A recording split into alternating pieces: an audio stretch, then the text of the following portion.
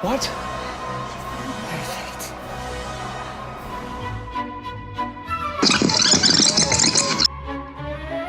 It was a really extreme process, but it was really wonderful. We started training a year ahead of time for the film. My trainer and I, she had me doing ballet and swimming a mile a day and toning, and by the end it was like 8 hours a day with the choreography, and I'd never tried anything like that before. Ballet was one of the craziest things I've ever attempted to master. And I say that because in 4 months I had to pretend to be a prima ballerina. It's my turn.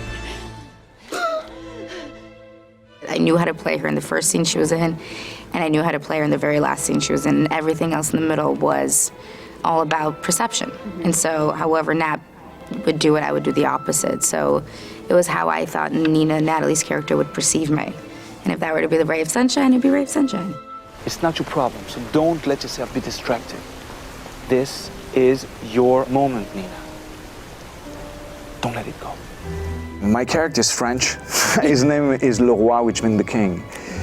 He's actually the artistic director of the play and of the New York City Ballet.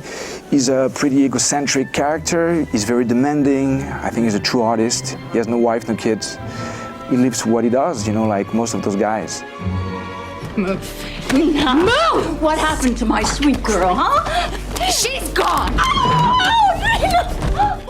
I was fascinated with the character. I felt like going in, everyone would think she was the evil mother, but she's not a shining example of mental health herself. And, you know, how does someone who's mentally ill take care of someone who's mentally ill? I think she loves her daughter, but there's a lot of contradictory things going on. She's really fearful of what's happening. Want to be perfect. Perfection is not just about control. It's also about letting go. I definitely understand, like, never being satisfied. Like, I never feel like I did a good enough job.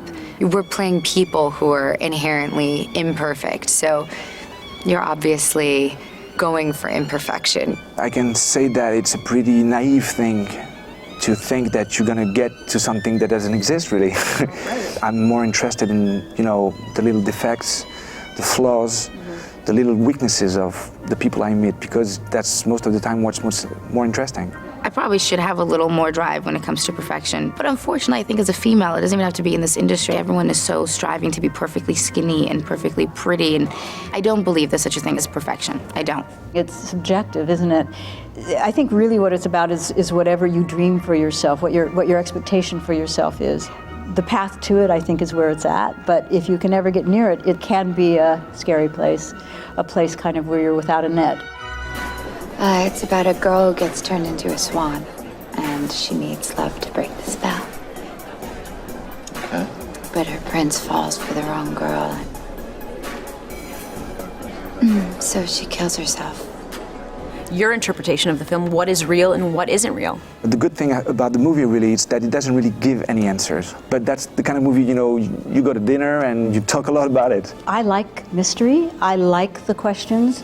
I think life's complicated and contradictory, and sometimes those questions are more interesting than any kind of answers we come up with. I like that you can interpret it different ways. I mean, I've learned things from some of the reactions of people that I'd never thought of.